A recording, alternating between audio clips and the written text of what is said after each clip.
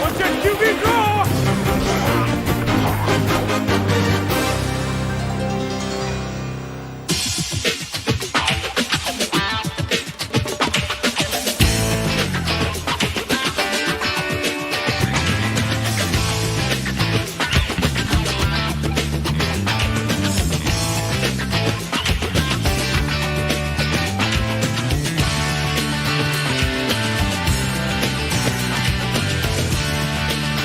Let's go! Attack! Attack! Attack! Set alert!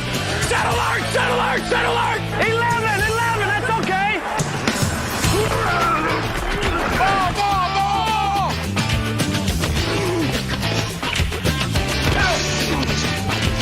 Hey! Hey! Go! Go! Go! Go!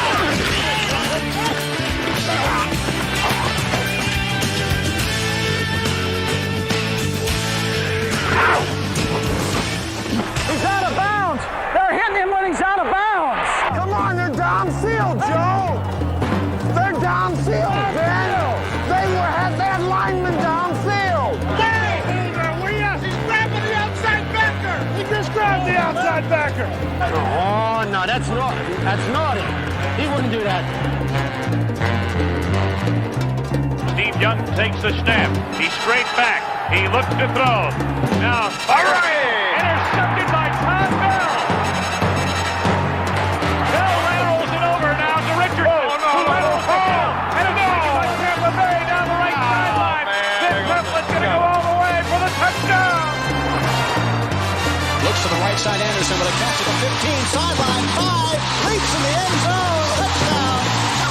I saw it, and I don't even believe it. Let's see if they try to get some pressure on Roby. Now they're going to play it safe, but he dropped the football, and Brett Clark's going to bring him down at the 15. Here's a lateral as Roby got it to Jensen. Jensen now trying to load up and throw. Wide open over here on the near side. Miami's got a receiver at midfield. To the 45, 40. Inside the 30, he might go all the way. And now a loose football again. What a crazy play. It's loose in the end zone, and the Falcons are on top of it. I've never seen anything like this. Maybe the craziest play in the history of the Orange Bowl. We just saw it.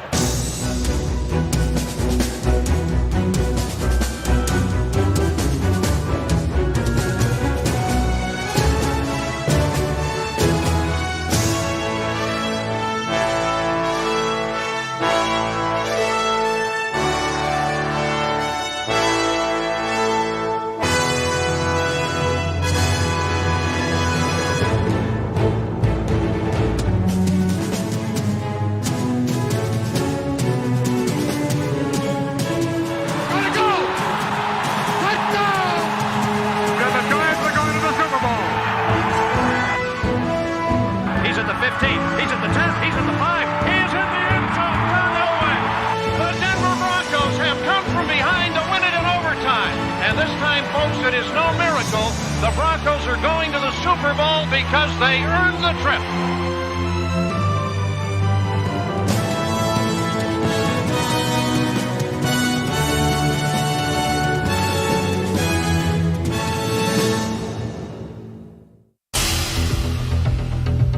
You are traveling on a road that can't be located on any map. You enter in September, exit in January. And a love of pro football is the ticket that transports you to a world that is by turns wondrous and weird. In 1986, the road to the Super Bowl was often difficult to navigate. McGee on the kickoff at the 5, 10, 15, skips, bobbles the ball, it's loose, the Chiefs will pick it up, it's picked up by Kevin Lawrence, he's in the end zone, touchdown! The season was notable for strange makeup and unexpected makeovers. An official became a dancing zebra. And to play on the gridiron seemed like a day at the beach. Over the middle, and it is up in the air, Carter battling, looks like volleyball, is it a catch? It is! That is the strangest play I've ever seen. That'll make the highlight film. Eric Dickerson is a human highlight film, breathlessly and beautifully paced. In Week 5 against Tampa Bay, He produced the season's most spectacular rushing performance, and his 2 touchdowns included a game-winning score in overtime. One back is Dickerson. They come up the middle. Dickerson breaks to the 40, 35, 30, 15. He's down to the 10, 5, touchdown, and the Rams win it. And that puts him over 200 yards. But the league's best rusher was also the league's worst fumbler. And he turned over the ball 3 times in the Rams' wild card loss to Washington. Another great runner who experienced a dramatic fall from grace was Marcus Allen. In a Week 12 overtime thriller at San Diego, the Raiders were in need of a hero, and Allen responded. Hand off to Allen. Follows a block off the right side of the 18, to the 15, to the 10. He breaks a tackle at the 5. He drives to the end zone. Touchdown, Raiders! A magnificent 28 yards of determination by Marcus Allen. But just 1 week later, determination gave way to devastation during an overtime drive against Philadelphia. Hand off to Allen. He fumbles. Picked up by Waters. Waters at the 15, the 20, the 30, the 40. He might go all the way. In this stunning defeat, Allen demonstrated that the role of man of the hour can vanish in a matter of seconds. His tackle on the 3-yard line, the most astounding turn of fate any dramatist would have ever conceived. During 1986, the NFL's once proud dynasties were swept from streets paved with gold onto storm-tossed, rubbled alleyways. The debris included the Pittsburgh Steelers. But Chuck Noll was not the only great coach absent from the playoffs. Also among the missing were Miami's Don Shula and Dallas's Tom Landry. Behind versatile Herschel Walker, number 34, the Cowboys won 6 of their first 8 games.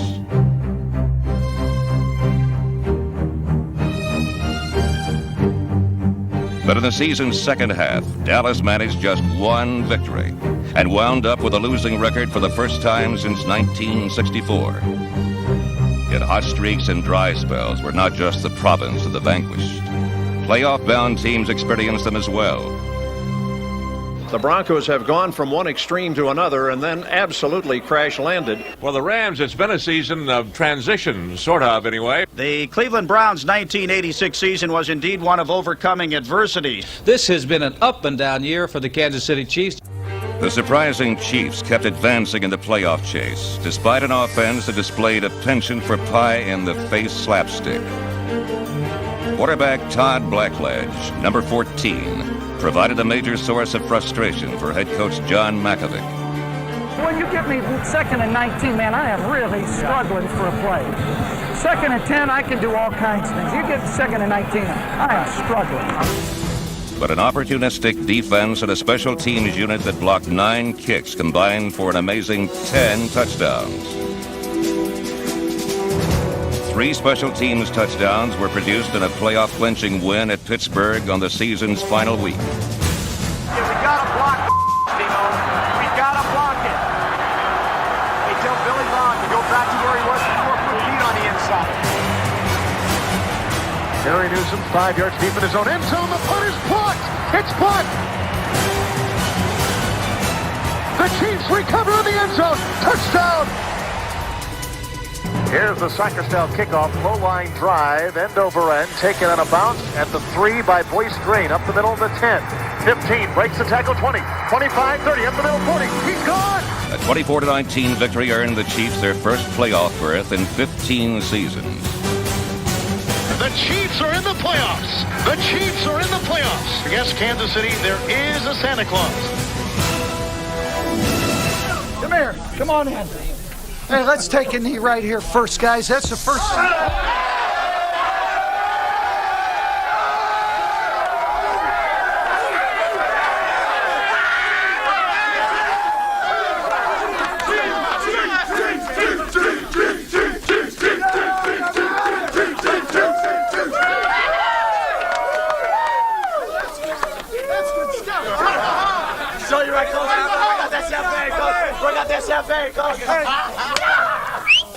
The first thing we ought to do, honestly, is just take a knee. There you go. There it is. That's I'll it. tell you what, you guys know what it's like.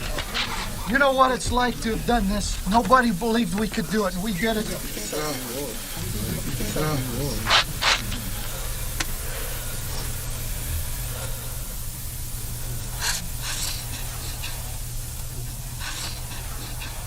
Okay. John Mackovic's journey on the road to the Super Bowl was bittersweet. 3 weeks after this victory, he was fired as head coach of the Chiefs. In 1986, center stage was dominated by quarterbacks. There were beginnings, new stars with young arms, and endings, fading veterans with tired bodies. It was a position where imitation was not always the sincerest form of flattery.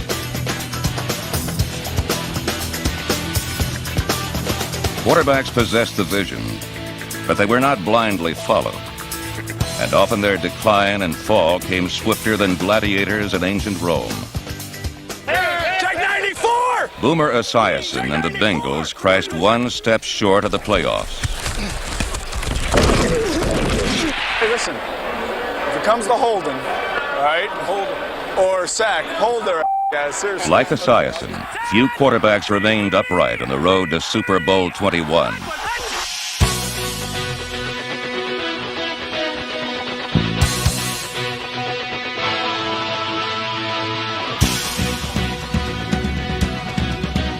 While every team was hit with blitzes and blindsides, no team caved in like the Philadelphia Eagles, whose quarterbacks fell under a blizzard of 104 sacks, an NFL record.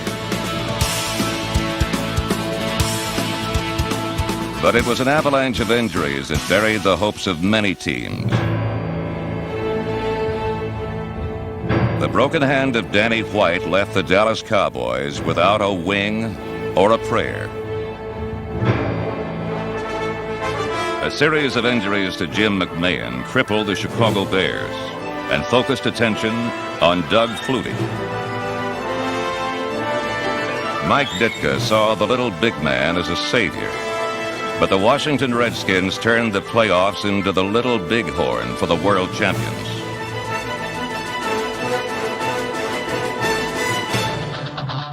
In Buffalo, another newcomer was handed his head. But Jim Kelly survived and gave the lowly Bills a taste of the high life and a glimpse of an exciting future. Tommy Kramer's past appeared brighter than his future, but the often injured Viking quarterback became the top-rated passer in the NFL.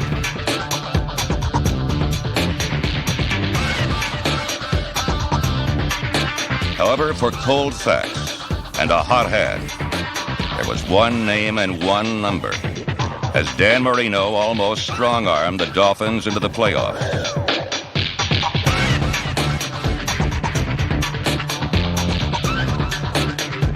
He threw for an incredible 44 touchdowns and became the first quarterback to pass for over 4,000 yards in 3 different seasons.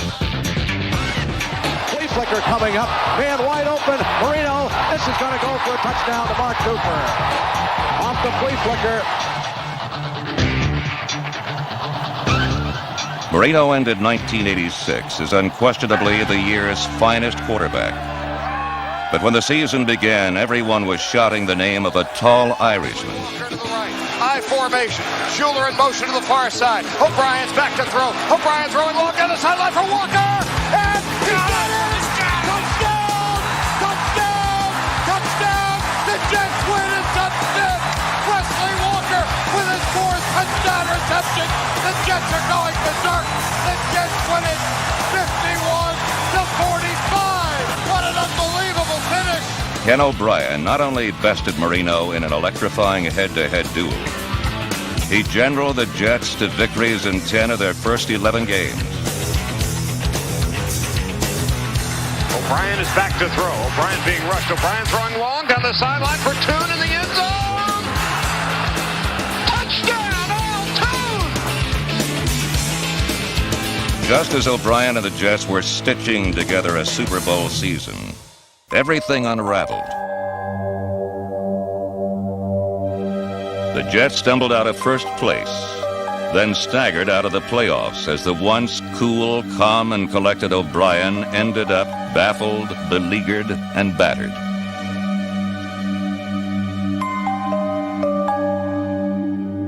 While O'Brien finished 1986 flat on his back, Joe Montana started the season that way. And his triumphant return from spinal surgery was the most heartwarming story of the year. Well, I was nervous and excited. I was glad to be back, but butterflies were a little bigger. They were these big monarchs, I think, instead of the little tiny but a moth type.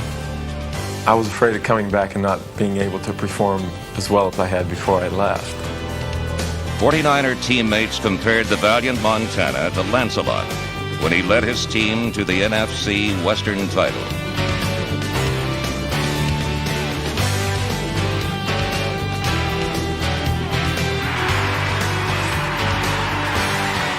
But in the crusade to the Super Bowl, the White Knight needed more than armor and chainmail to protect himself from the New York Giants. 37 seconds to go. Montana inside the 10. Throws wildly. Intercepted. There goes Taylor down to the 20. 10. Touchdown. LT. Way to go. And Montana's hurt. This Lancelot was carried off on his shield. And for the 49ers and many NFL teams, the road to the Super Bowl was littered with quarterbacks. In a year of quarterbacks, one of the most successful didn't even want to be one. Baseball is my first love. There's no doubt about it. And when I was growing up, the only thing I wanted to be was the next Johnny Bench. He was my idol and everything else. And unfortunately, things didn't work out, and I was able to fall back on football.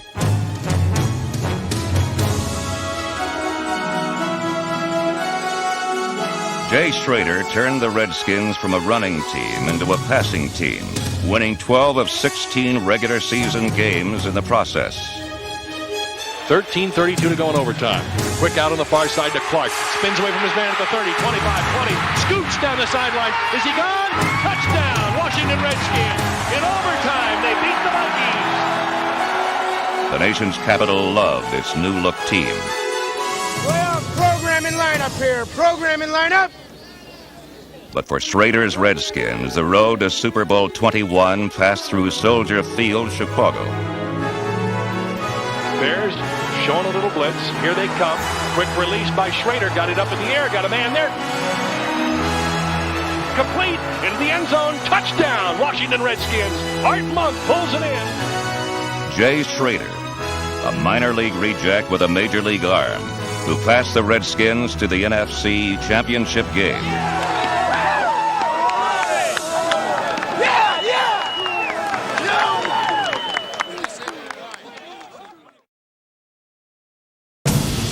In the slot left side is Webster Slaughter. Kozar long. Hey! Into the house! Over Marshall at the 45, and he's going to go all the way down the right sideline. For Bernie Kosar and the Cleveland Browns, the transition from running team to passing team didn't go quite so smoothly. They did find a way to beat the Steelers in Pittsburgh, the Browns' first win in Three Rivers Stadium since it opened back in 1970.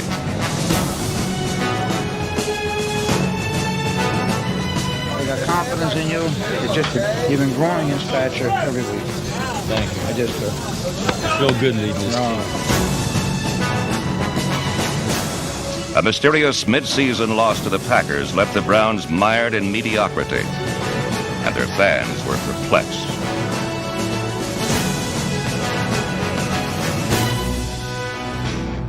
But by season's end, the young man on the hot seat had Browns fans singing a totally different tune.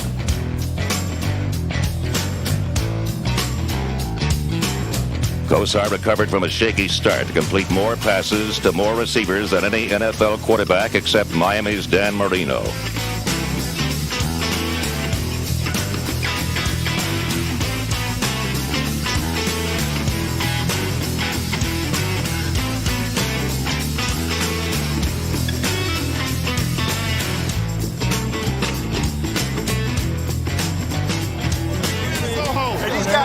that champagne to our stadium, fellas. No way, man. We're going to drink it.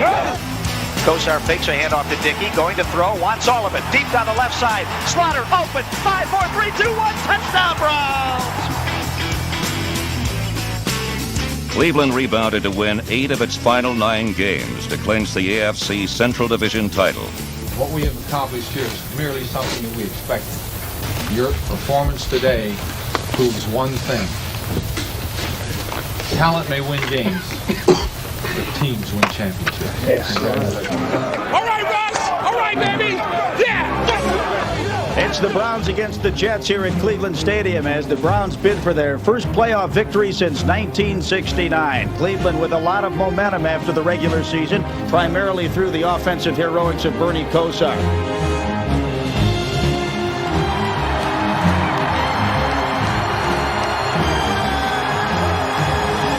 With less than a minute to play against the Jets, the Browns trailed by a field goal. Take him all the way, Bernie. Take him home. Bernie throwing deep down the left side. Slaughter is open. He got the ball at the 5-yard line. I'll tell you what, those people at left better come on back because this ball game is not over. Now here's the snap, the hold, the kick is up. It is good, and the game is tied. The Browns have come back from an unbelievable disaster to tie it. Twice in the 2 overtime periods, Kosar led his team into field goal range, and the second time was the charm. We are going to win. Here we go. 37-yard attempt. The kick is up. It is good. The Browns have won the game. The Browns have won the game in double overtime. 23-20. Thank you. Oh, yeah. Super Bowl. A young quarterback today threw for 489 yards to bring his team back in the final 3 minutes of regulation play. And the Browns will play for the AFC Championship, folks. For the Denver Broncos, the light at the end of the 1986 season was in Pasadena. But on the road to Super Bowl 21, these Broncos would need a firm hand to guide them. Something that was supplied by head coach Dan Reeves. Okay, man. Games like this won by great plays, by great individuals. We got a bunch of them on this team. Let's make sure we're going hard to get them, all right? Let's get after it. From the beginning, Denver sported that unmistakable look of a champion as they won 8 of their first 9 games.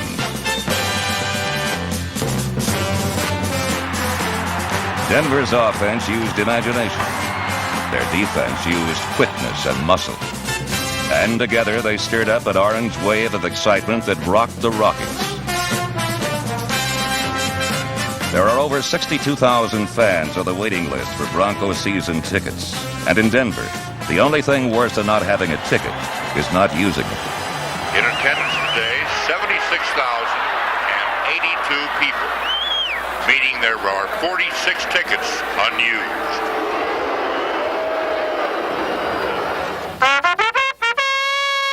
This colorful fanaticism is known as Broncomania.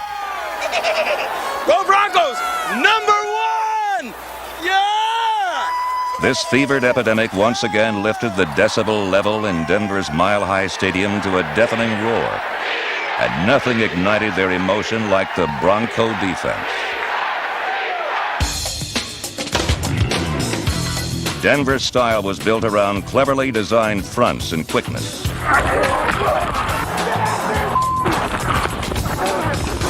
It was fueled by a mixture of crafty veterans and punishing youngsters.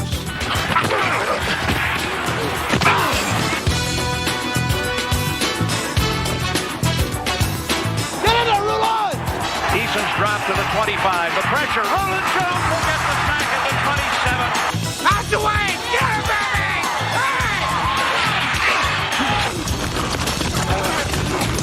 Denver's defense was third in the AFC, and they took the ball away 35 times. The ability to turn defense into offense has always been a Bronco strength. But of 4 defensive touchdowns in 1986, None was more important than the one that sealed a Week 9 victory over the rival Los Angeles Raiders. Come on, defense. Let's get him, baby. One more down. Look at him holding! Get it, Wilson at the 15-yard line. The pass is intercepted by Harden. And Harden's at the 20, the 15, the 10, the 5. Mike Harden returns the touchdown. Mike Harden's second interception of the game. And he may be up there lighting the Olympic flame. Denver's D was built around 19 interchangeable players, but the offense was built around just one.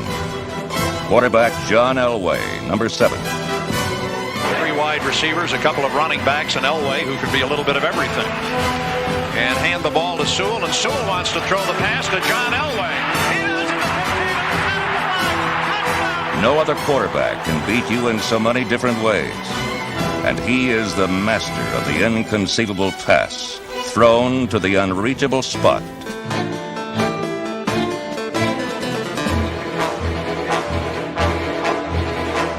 Elway's legendary arm strength allows him to throw the ball between the tiniest gaps in a defense. He has the strongest arm I've ever seen in my life. I have never seen a guy move that kind of arm in my life. The ball moved so fast, I turned my head and it was there. With John Elway, each play has 2 acts. There's the one he calls in the huddle, and the one that he runs when he's out of it. Quite often, the second is not the same as the first, but more often than not, it succeeds. Elway has won more games over the last 3 seasons than any other quarterback. But in the second half of the season, the rest of the league began taking both he and the Broncos very seriously. Got to watch out. These guys are coming low in there. I got punched in the in a pipe, so be careful in there. They're not fooling around. Denver lost 4 of their final 7 games. And even the simple things became hard. 3 points, let's go! That's good, that's good! Though they won the AFC's Western Division, the Orange was crushed by Kansas City and humiliated by Seattle 41-16 to win the regular season. 2 weeks of doubt and uncertainty followed, and against New England in the playoffs, the road to Pasadena turned even more treacherous. Elway suffered a badly sprained ankle, and though the defense was back to form, by the third quarter, a Patriot lead had all but silenced Mile High Stadium. Make some noise! It was time to prove that the Broncos had a heart to equal their talent. And led by John Elway, Denver went looking for their first playoff win in 9 years. 13 New England, and the Patriots jump offside. Elway's got a free down. First, the offense regained the lead. Throws it long up the far side, looking for Vance Johnson. Touchdown! Then, with barely a minute remaining, the defense made it final. Eason stands at the 5, takes the snap and drops to the goal line. He's sacked in the end zone, folks. Roland Jones right up the middle. Safety. It is a 2-pointer for the Broncos, who lead 22-17. Denver's come-from-behind victory erased the doubt, restored their confidence, and sent them to Cleveland, where they would battle the Browns in the AFC Championship game. The New York Giants' 1985 season ended in Chicago. As they walked bitterly off Soldier Field, they began taking the first steps on this year's road to the Super Bowl. Well, I think last year, as a team, we really wasn't sure if we could make it to the Super Bowl. The Bears were such a dominating team, and I really didn't feel that the team really felt they had a big chance to make it to the Super Bowl or really win that game. This year, I think the attitude has changed. The Giants prepared themselves physically and mentally. Their blood, sweat, and tears reflected the sacrifices they knew they had to make. No diversions, no obstacles. No player better epitomized this single-minded approach than number 56, Lawrence Taylor. In 1986, Taylor bounced back from personal problems rediscovering the old-fashioned work ethic that had made him a legend.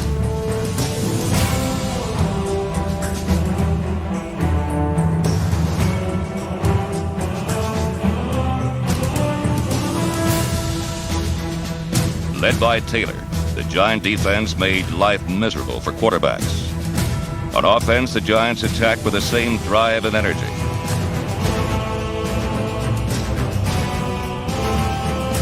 The power was Joe Morris, the little running back who set a single-season team rushing record. The punch was Mark Bavaro, the brooding tight end who may have set an NFL season record for intensity. I tell you, he's a stone face, that Bavaro now. You know what the hell he's thinking.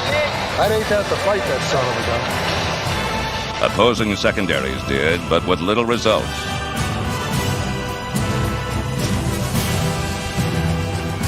The Giants also had a fighter at quarterback. In 1986, Phil Simms used his strong arm and stout heart to unify a team. There was a time where I felt the offense didn't have a leader. There was just a bunch of guys up there playing and trying to not lose a game. And they didn't have one person to really tie them all together and to lead them anywhere. Phil has really taken on that responsibility, and he has done a very good job. Simms engineered a number of startling last-second victory drives, including back-to-back triumphs over the Vikings and Broncos that stamped the Giants as a team of destiny. 10 seconds on the clock. Snap, the spot, the kick, it's off, it is good! Thanks to Bill Parcells, their very damp and very direct head coach, Harry Carson and company never fell into complacency. I'm proud of my guys. They're fighters. I think our franchise has shown some progress here, but we've still got a lot to do. Do I feel pretty confident? No, we got a ways to go. It's not over. A lot of people think this race is over. I thought it'd go 16 weeks, and now that just makes next week's game much more important for us, and because we have a chance to win the championship next week, and we got to do it. 3rd and 12. The ball is on the 16. Simms is back at the 25, looking for a target. He's going end zone. Touchdown! What a catch by Phil McConkey in the back corner.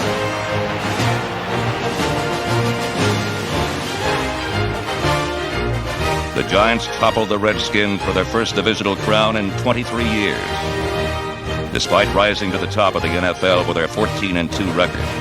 This lunch pail bunch remained as down-to-earth as the swampland surrounding their stadium. Their working-class image was personified by people like Jim Burt, the all-pro nose tackle, and 7-Eleven proprietor. Thank you very much. You're gonna need all luck you get. Like Burt, the Giants were into delis, not discos. Jeeps instead of Jaguars. They lived in the heart of the world's greatest mass media center, but never gave thought to hitting the airwaves with a Super Bowl shuffle. We're going to try to win all the ball games we can and not worry about the other things. Those things will fall into place. And, we don't really worry about videos. We don't have a lot of guys who can sing anyway. We're just basic blue-collar workers. They also play in New Jersey. This prompted New York City Mayor Ed Koch to preempt a traditional Broadway ticker tape parade should the Giants reach the Super Bowl. In neighboring Moonachie, however, a few kindred spirits came to the rescue. Blue-collar people do stick together. What we plan on doing is having the aerial trucks and snorkels line up along Moonachie Avenue, and once they reach their height, we would have men go up to the top, and we would be feeding them with confetti. And as the Giants are passing underneath, we will be throwing the confetti down to them. Moonachie or Manhattan?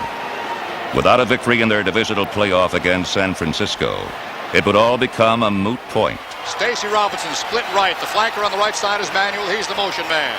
Simms is looking for a target. Simms, end zone, touchdown Bavaro!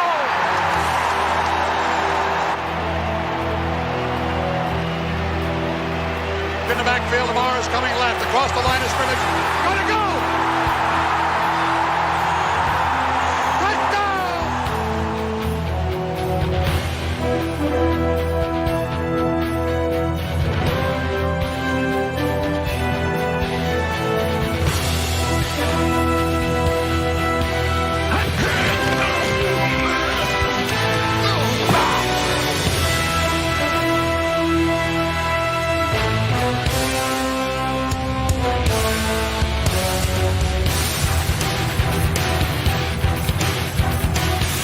One year after their bitter defeat in Chicago, Lawrence Taylor and the Giants won one of the most lopsided playoff games in NFL history, crushing the 49ers 14-9-3.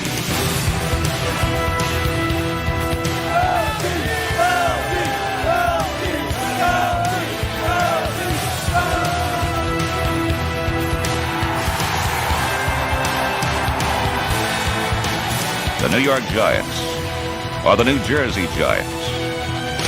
In 1986, no NFL team steered a straighter course on the road to the Super Bowl.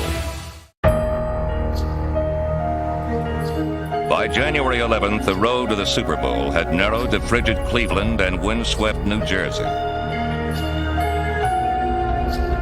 At these two sites, attention was focused on four high-profile quarterbacks. In the AFC Championship, Denver's John Elway faced the Browns' Bernie Kosar, while the NFC featured Washington's Jay Strader against Phil Simms of the Giants.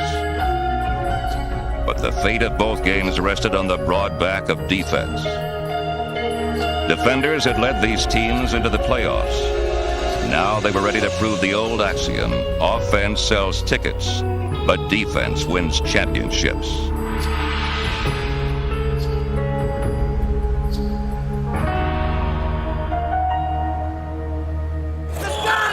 Man, this is the one you work for all your life right here, okay?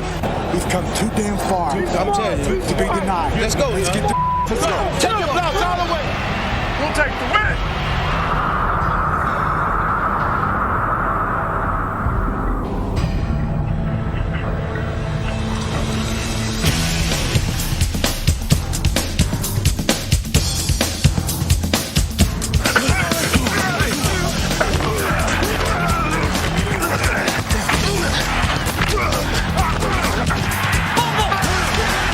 Special teams set the stage. This was a day for defense to dominate.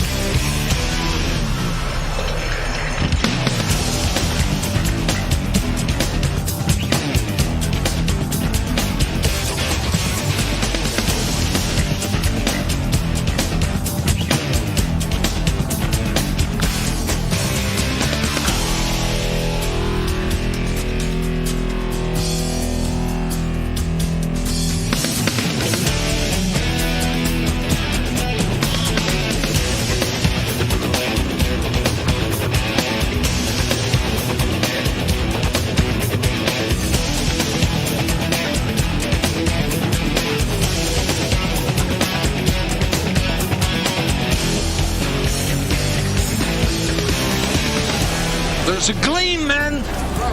There's a gleam.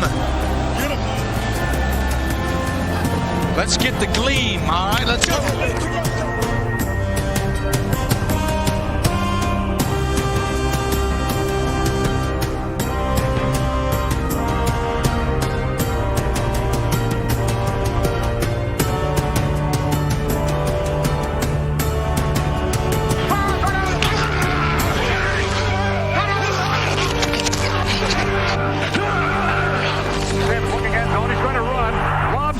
Complete touchdown, Lionel Manuel.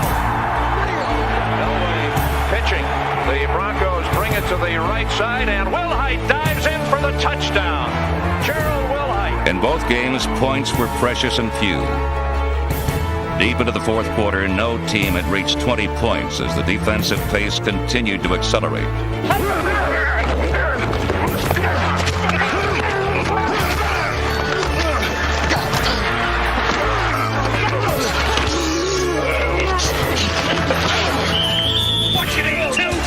What you got to do is bring the energy up.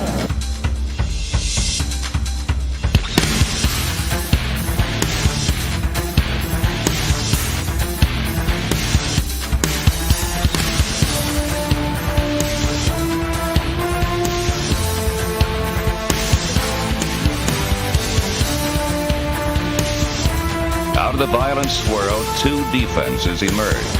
The all-out attack of the New York Giants seemed to mirror the swarming style of the Denver Broncos. Each team had led its conference in defense against the run, and the similarity was not a coincidence.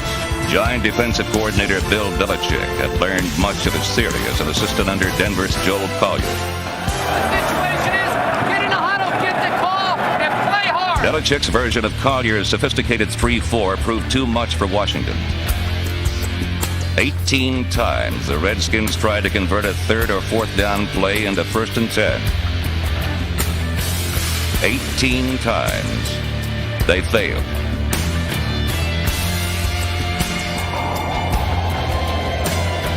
At the end, great defense wiped out Washington 17-0, and Giant fans solved the ticker tape parade question by staging their own victory party, complete with drinks all around. Program, newspaper, confetti, pouring down like a blizzard on Giant Stadium as the Giants go crazy on the far sideline, and the Giants will be checking their reservation from Pasadena. In Cleveland, Brown fans also had a reason to celebrate. Late in the fourth quarter, Bernie Kosar had finally solved the Bronco defense with one big play. Brian Brennan's catch gave the Browns a 20-13 lead, and the game seemed all but over. And the Broncos are 98 yards away from where they need to go. Still 5 minutes to go, but they need something out of this drive. An offensive hero finally emerged on this day of defense. Come on, Johnny! John Elway took charge of what will be henceforth known as simply the drive. Pass for Sewell, got it and keeps it at the 48-yard line. And Denver loses 8. We'll have 3rd down and 18. Come on, stick it to him, baby, stick it to him! He's got it! Oh my God! Come on, John, you can do it, you can do it!